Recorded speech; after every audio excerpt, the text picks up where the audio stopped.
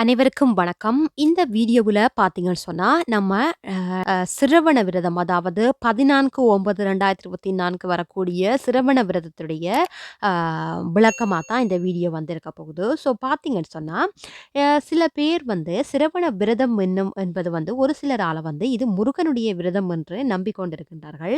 ஏனென்று சொன்னா, இந்த முருகப்பெருமானுக்கு இன்னொரு பெயர் உண்டு. சரவணன் என்னும் பெயர்.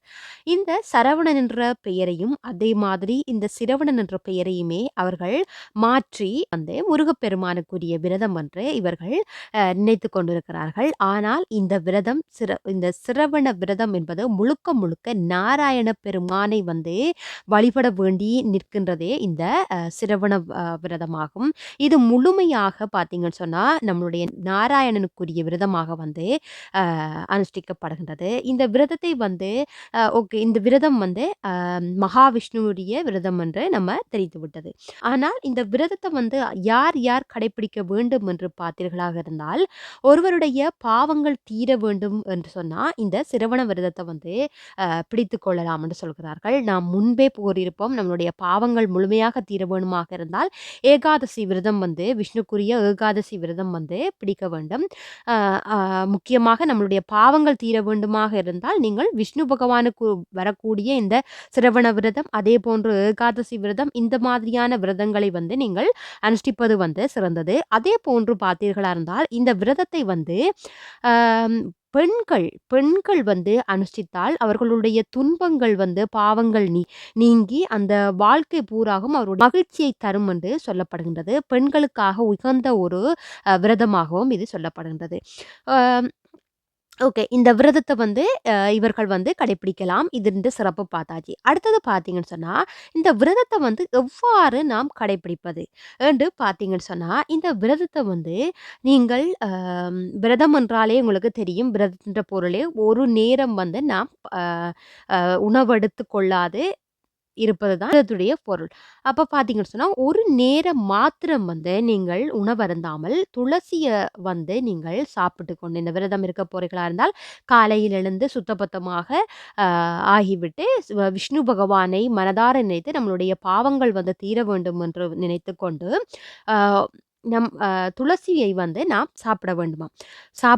சாப்பிடுவது மட்டுமல்லாமல், அதேபோன்று துளசி மாலையை வந்து இந்த நம்மளுடைய விஷ்ணு பகவானுக்கு சாத்தி வழிபடுவது மிகச்சிறந்தது என்று சொல்லப்படுகின்றது. அதே போன்று பார்த்தீர்களாக இருந்தால், இந்த நேரங்களில் அருகில் உள்ள ஒரு விஷ்ணு ஆலயத்திற்கு சென்று வழிபட்டுக் கொள்ளுங்கள்.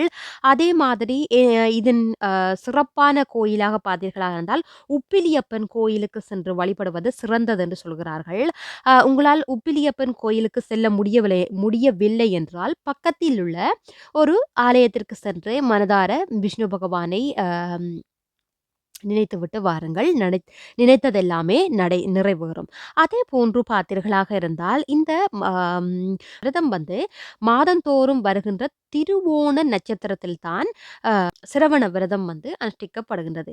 அதாவது இந்த திருவோண நட்சத்திரத்தில் தான் திருமால் வந்து ஆவணன் அவதாரம் வந்து எடுத்தார் என்று சொல்லப்படுகிறது.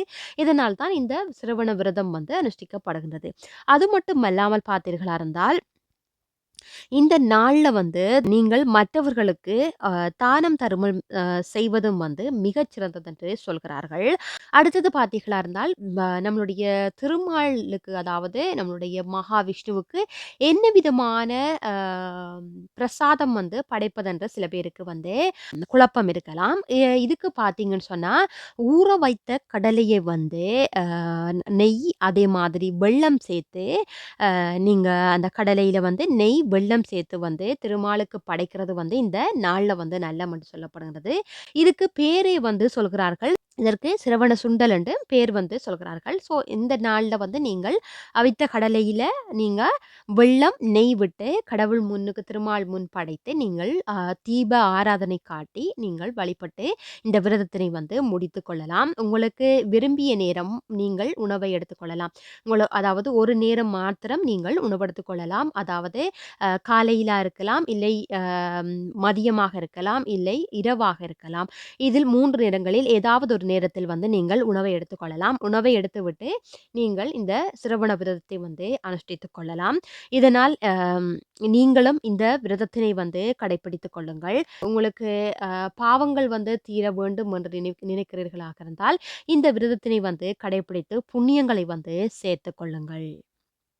இந்த மாதிரியான ஆன்மீகம் சம்பந்தமான கருத்துக்கள மட்டும் அல்லாமல், இன்றைய நாளுக்குரிய சிறப்புகளையும் வந்து நீங்கள் அறிய விரும்பினால், எங்களுடைய இந்த சேனல வந்து சப்ஸ்கிரைப் பண்ணி வச்சுக்கொள்ளுங்க. நன்றி, வணக்கம்.